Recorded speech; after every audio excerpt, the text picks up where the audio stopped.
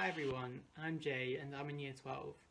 I'm here today to talk to you about ways of contributing to the Black Lives Matter movement and how I personally contributed in hopes of inspiring or giving you some ideas as to how you can do so yourself.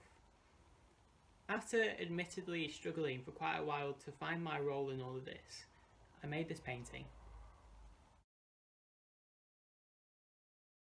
Like a lot of people of my generation, I'm not in a position to donate, so instead I find it's vital to find other ways of contributing to the movement, such as signing petitions or raising awareness.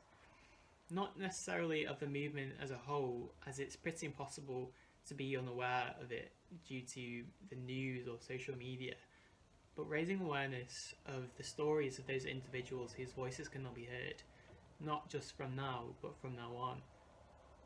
In my painting there's a list of names, and it's a large list, but it's still only a fraction of the names that we know. Some of the names we do know, most we don't.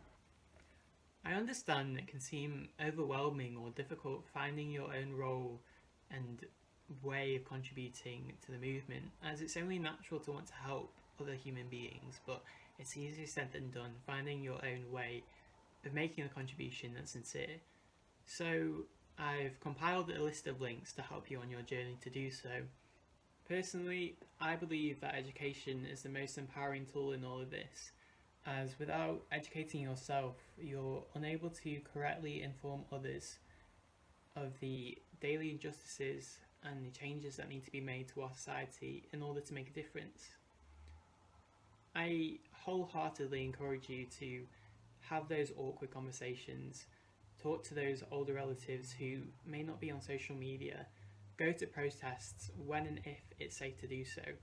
But please remember that being not racist is simply not enough.